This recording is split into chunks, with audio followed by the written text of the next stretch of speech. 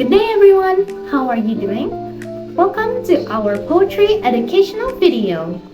Before we start, let us introduce the team behind this video. First of all, my name is Cintya Nabila Paramudita. My name is Safira Dewi. And my name is Dayang Nabyl. Here in this video, we will discuss an interesting poem from the Renaissance era called Song to Celia, Drink to Me with Only Thine Eyes by Jonson. Have you ever heard of it? This poem shows how strong and special true love is for the author and his lover Celia. So let's listen to the poem and interpret its meaning together.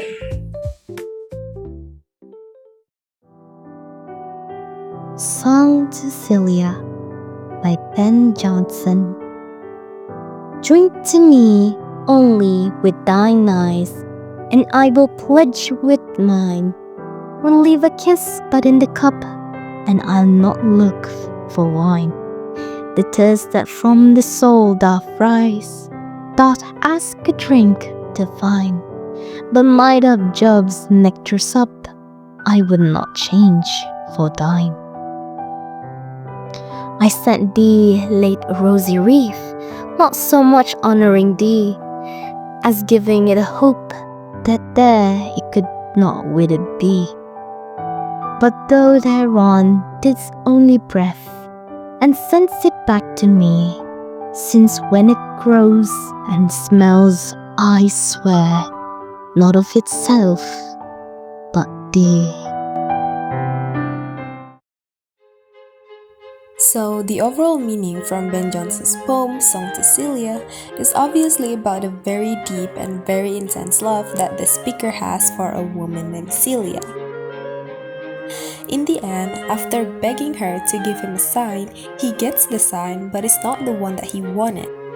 She does not have mutual feelings, so she sent his gift back, and the scent of her on the wreath allows him to have a little reminder of her. So again, even in the end, if he can't have her, he can still think about her.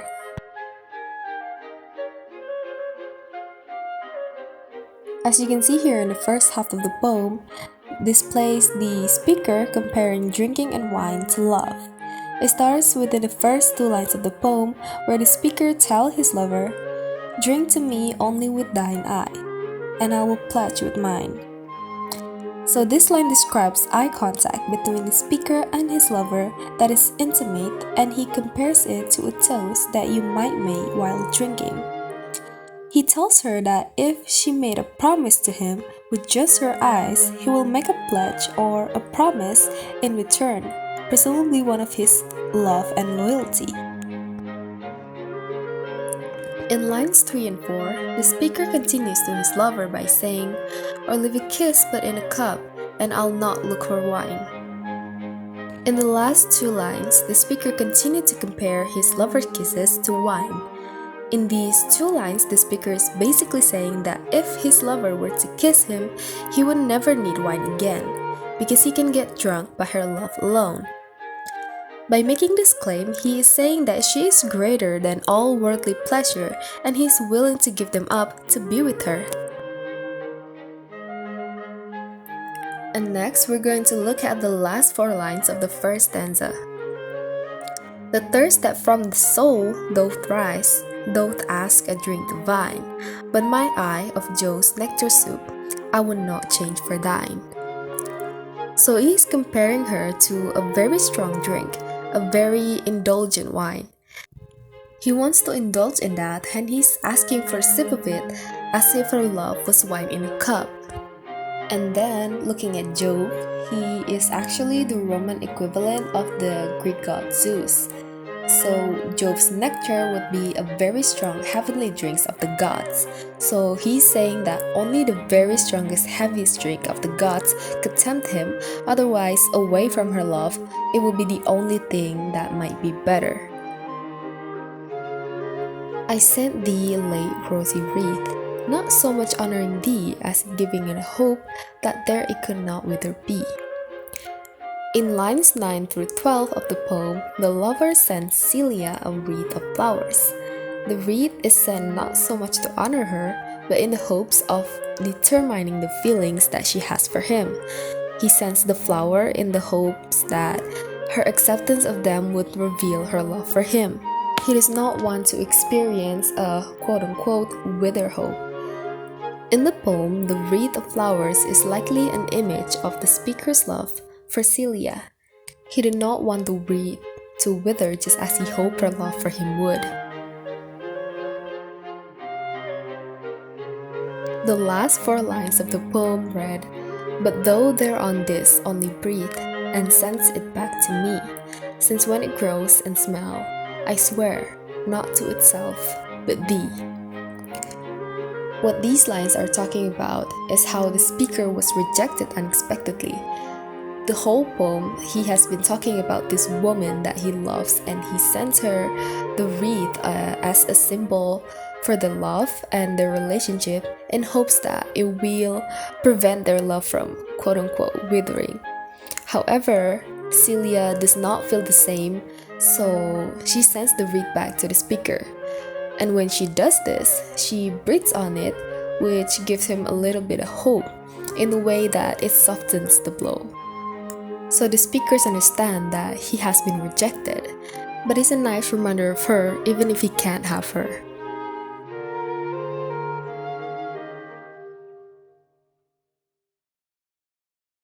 This poem was written by Ben Jonson, a major figure in the world of literature in the 17th century.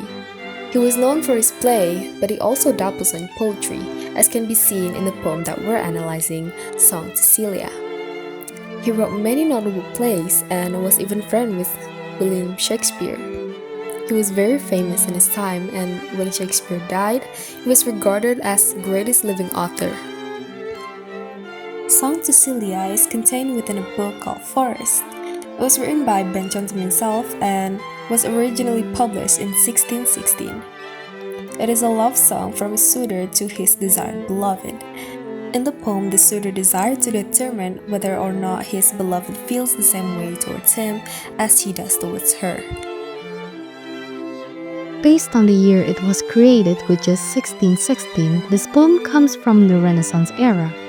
The Renaissance era had many characteristics, including humanism, individualism, realism, and so on. The characteristics of the poem, of course, have some major connection with the poet's background. Renaissance poets, including Jonson, celebrated the individual and their personal experiences, prioritizing individual dignity and potential. Jonson's Song to Celia reflects this by expressing deep personal feelings and desires. Ben Jonson drew inspiration from ancient Greek and Roman texts, adopting a classical style in themes such as heroism, beauty, and nature. While religious themes were still prevalent during this period, Jonson began to focus more on secular subjects such as love, politics, and nature. And unlike the previous periods dominated by Latin, Renaissance poets often wrote in their native languages, making literature more accessible. In this poem, love is described as something more intoxicating than wine, with emphasis on the emotional power felt by the speaker towards his lover.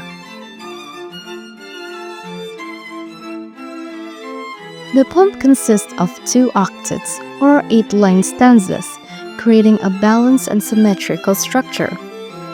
Each stanza alternates between longer and shorter lines, creating a visual rhythm. The indentation of even-numbered lines adds to the poem's visual appeal and emphasizes its musical quality.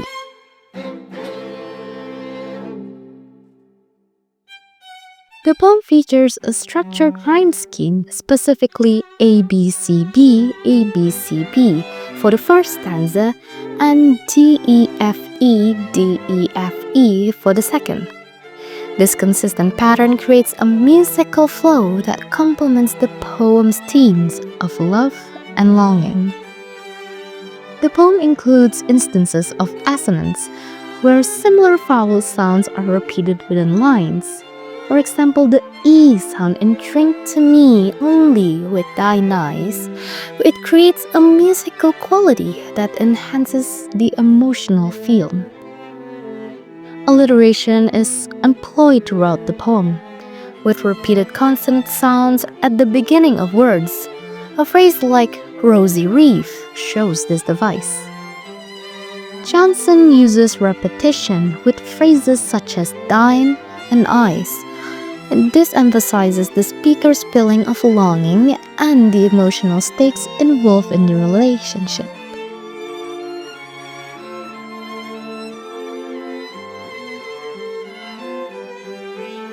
The central metaphor compares love to wine, suggesting that the beloved's gaze is more intoxicating than any alcoholic beverage. The image of a rosy reef in the second stanza symbolizes the speaker's affection and the enduring nature of love. The use of archaic or Old English words like dine, doth, and theron gives the poem a timeless quality and adds to its romantic atmosphere. The reef is given human qualities, such as the ability to hope and grow, emphasizing the transformative power of love. The speakers claim that he would prefer the beloved's gaze to Jove's nectar, or, for this instance, a drink for gods, is an exaggeration that the speaker would prefer to be with his lover other than anything. The poem uses inverted word order in several lines. For example, the thirst that from the soul doth rise, which adds emphasis to the line and meaning while also maintaining the rhyme scheme.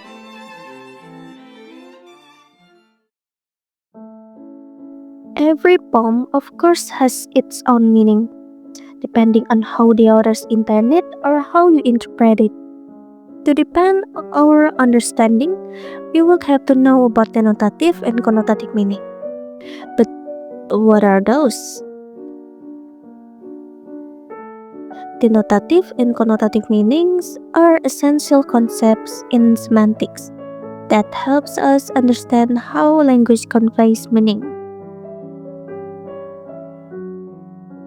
The denotation of a word or expression is its explicit or direct meaning, as distinguished from the ideas or meanings associated with it or suggested by it. To simply put, a word's denotation is what that word means or directly represents. For example, the word home refers to the place where you live. It could be a house, an apartment, and etc. It's according to the general universal meaning.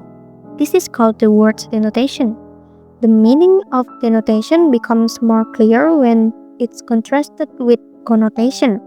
When someone refers to a word's connotation, they're referring to what it implies or suggests or to the secondary meaning or implication that are associated with it.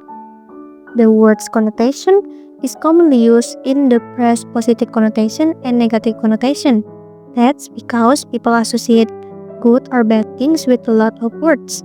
That means connotation word is subjective and can vary depending on the context and individual perception. Also refers to the associative meaning, which is an additional meaning that arises from the emotions, experiences, or cultural associated with the word.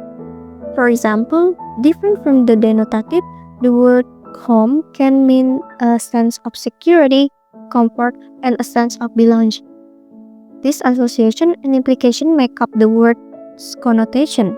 In conclusion, the word's connotation of a word depends on cultural context and personal association, but the denotation of a word is its standardized meaning within the language.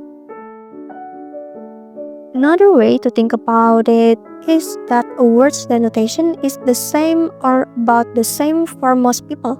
When you say bicycle, other English speakers generally know what you are talking about. Some may picture a mountain bike, while others picture a road bike. but they're thinking about the same general thing.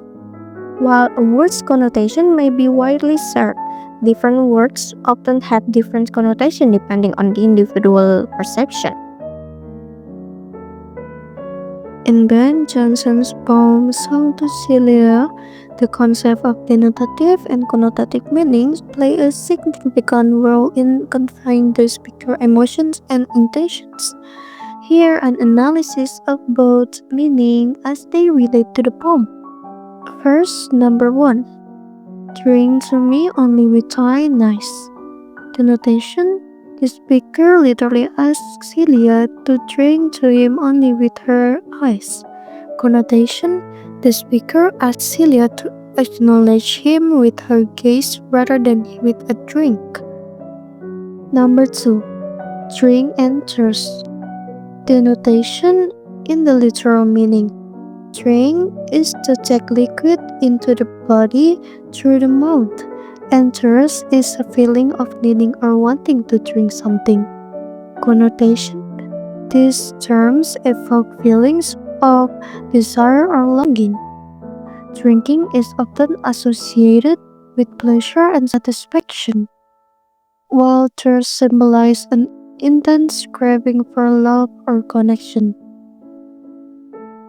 Number 3. Eyes. Denotation in the literal meaning, eyes merely means part of human body. Connotation: the request for Celia to communicate through her eyes suggests intimacy and deep emotional connection. Eyes are often seen as a window to the soul, implying that her gaze can convey love more powerful than words or physical gesture. Number 4. Jove's nectar.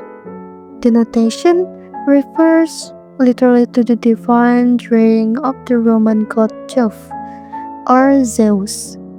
A connotation: while denotatively referring to a divine drink, connotatively it represents ultimate pleasure and immortality.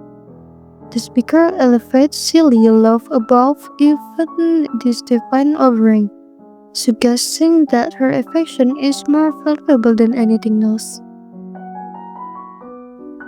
Number 5. Rosy red. Denotative: literally, this means a circular arrangement of roses. Connotative: beyond its literal meaning, this symbolizes beauty, love, and hope. Roses are traditionally associated with romance, and sending a red connotes an offering of love and commitment. And last, number 6. But so Charon did only breathe and sends it back to me.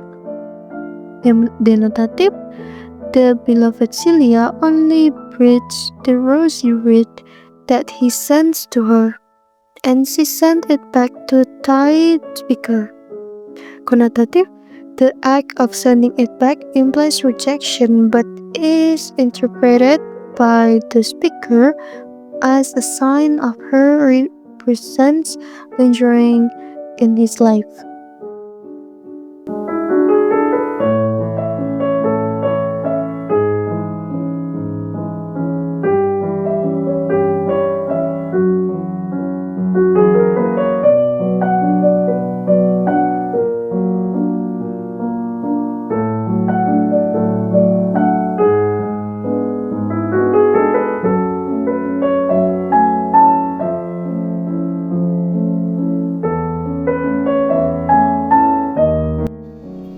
And that would be all from us. We do hope you can appreciate the beauty of this poem and interpret other poems through its literal and figurative meanings. Don't forget to comment what's your score for the exercise and what you think the meaning of the poem was. Thank you all so much for watching. See you later!